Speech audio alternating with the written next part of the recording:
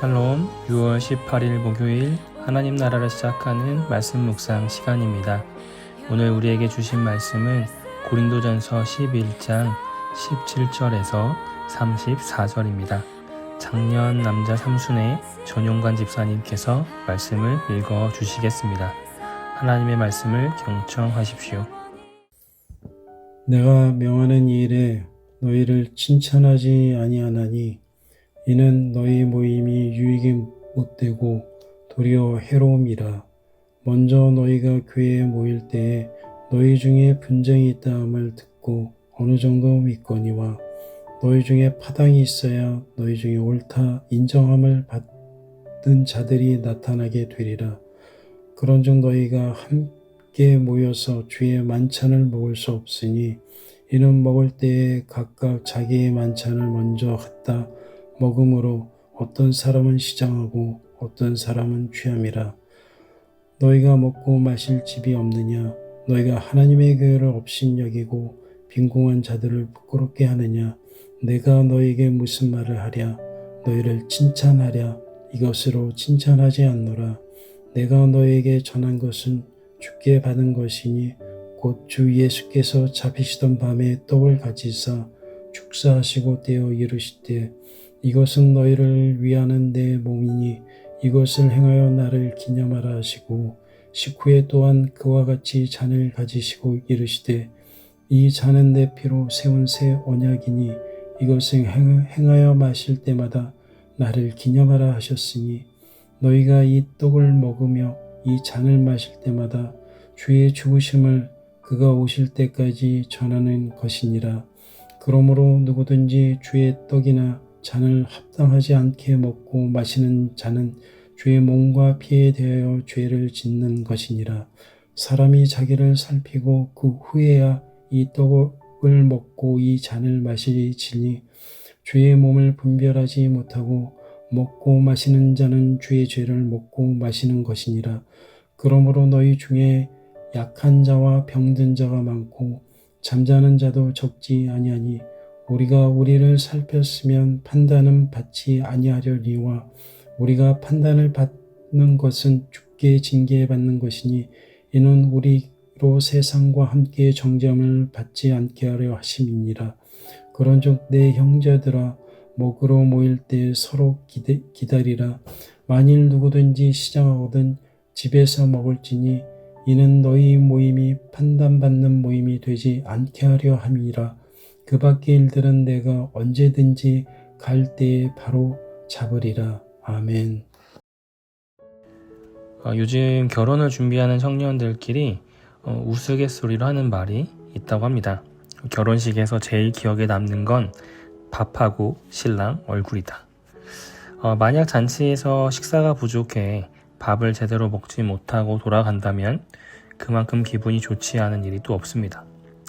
우리 주의 식당팀과 식당팀을 총괄하시는 박신혜 목사님은 늘 식수 인원 계산에 스트레스를 받습니다. 어떤 날은 부족할까봐, 또 어떤 주는 너무 남아서 그 적정수를 맞추는 것이 너무나 어려워서 늘 매주 고심에 고심을 거듭합니다. 흔히 교회나 환대를 이미지화할 때 가장 먼저 떠오르는 이미지가 식탁입니다.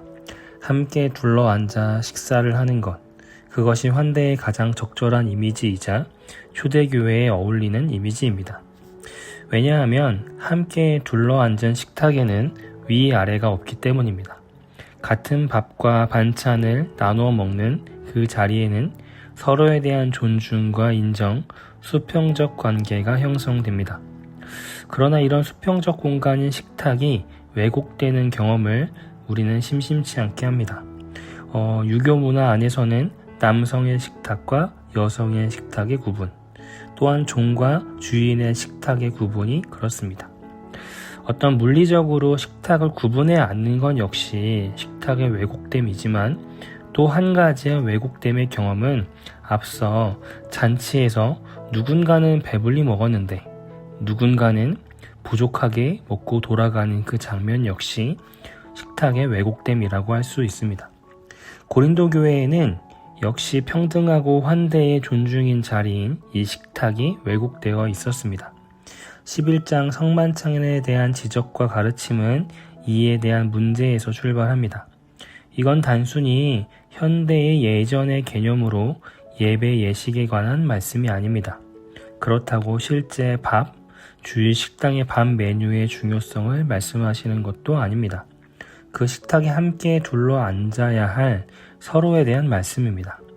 서로의 것을 나눠 먹고 함께 먹으며 배려와 존중이 있어야 할 식탁이 그냥 먹는 것만이 목적이 되어버린 모습이었습니다. 다른 이들에 대한 배려가 없이 그저 나의 배를 채우는데 열심히 되어버렸습니다. 그러자 바울은 매우 강력하게 이야기합니다.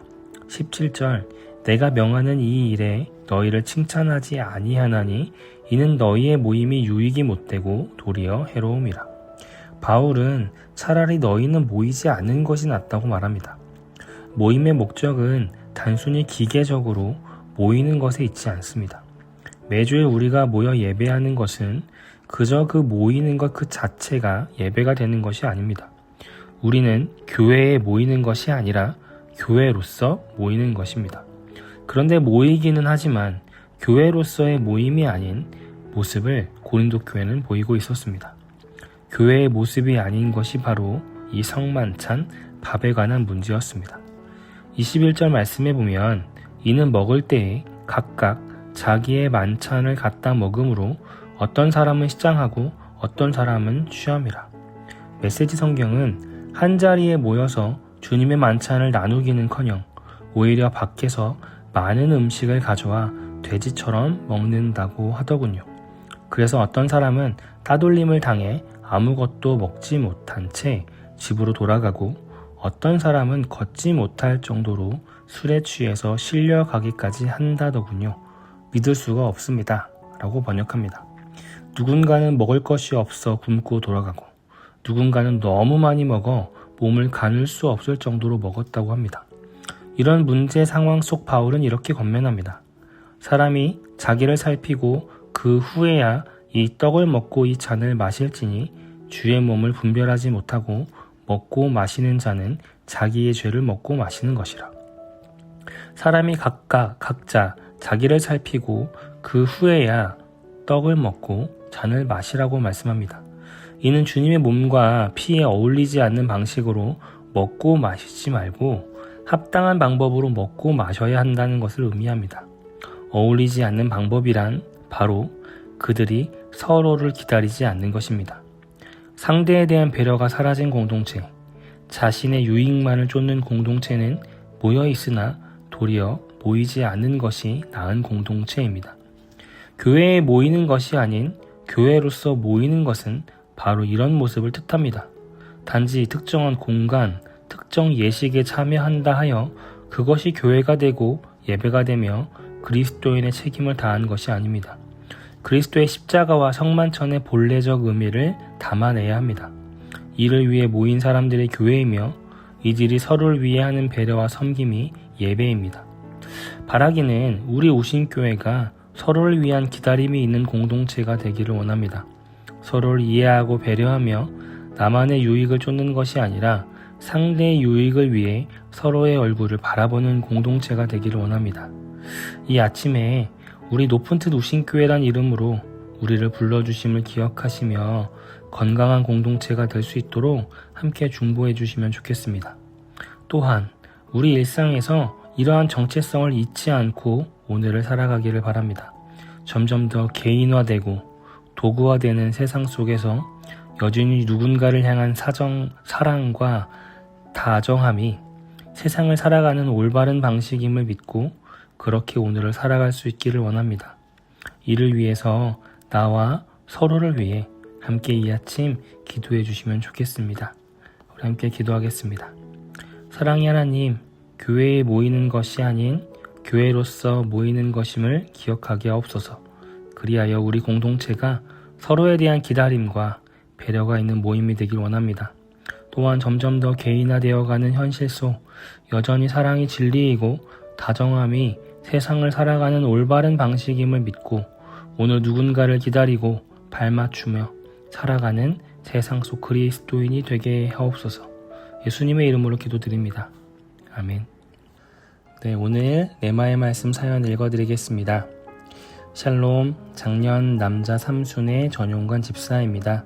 저의 레마의 말씀은 요한 3서 1장 2절 사랑하는 자여 내 영혼이 잘됨 같이 내가 범사에 잘되고 강건하기를 내가 간구하노라. 아멘입니다. 20년 전부터 저희 집 액자에 큰 아이 사진과 함께 적혀있는 말씀입니다. 나름 가훈 같은 말씀으로 하루에도 몇 번씩 보게 되는 말씀입니다. 3년 전 이전 교회에서 영적으로 육적으로 힘든 시간을 보내면서 그 후 마무리 단계에서 제가 느끼고 깨달은 것은 주님이 이끄시는 대로 따라가자는 내용입니다. 비록 제가 간구하며 기도했던 내용으로 정리가 안 될지라도 내 삶의 주인 되신 주님이 결국은 선하신 길로 인도해 주실 거라 믿으며 레마의 말씀처럼 내가 잘되고 강건하기를 늘 간구하시는 주님께 위로를 받으며 새로운 교회를 찾던 중에 우연히 높은 뜻 우신교회를 만나게 되었습니다. 하나님이 주인 되신 교회 높은 뜻 정신이 마음에 많이 와닿았습니다. 이 땅에 많은 교회들이 사람이 주인 행세를 하는 곳들이 너무 많이 늘어나고 있으며 가장 두렵고 떨리는 내용은 우리 자녀들, 다음 세대들이 이런 환경에서 바르게 배우고 바르게 하나님을 알아갈 수 없는 환경들이 조성되어 잘못된 신앙관에 사로잡혀 이단과 사이비의 무방비로 노출되어 그들의 영혼이 하나님을 떠나고 하나님을 대적하는 상황들로 바뀌지 않을까 심히 염려되고 있습니다. 우리 자녀들과 다음 세대들이 우신 공동체 가운데 바르게 하나님을 배우고 알아가며 이 세대를 잘 분별하고 구분하며 내 영혼이 잘됨같이 범사에 강건하여 이 세상을 넉넉히 이기며 하나님의 나라를 이루어가기를 기도합니다. 네, 이런 사연과 함께 소양님이 부르신 어메이징 그레이스 찬양 신청해 주셨습니다. 오늘 이 찬양 들으시며 더 깊은 묵상으로 나아가도록 하겠습니다.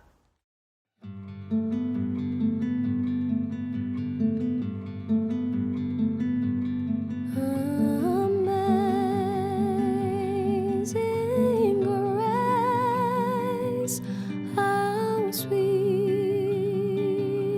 the sound that saved a wretch like me.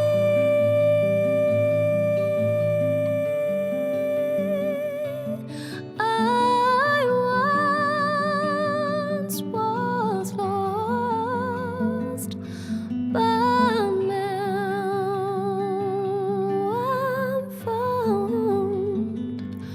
Was blind, but now I see.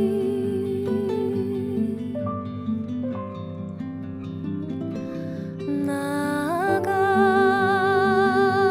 같은 죄인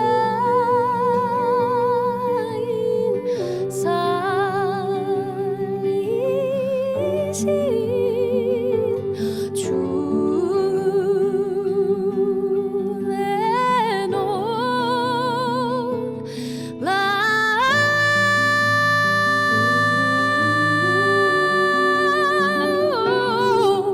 이럴 땐 생명차 잡고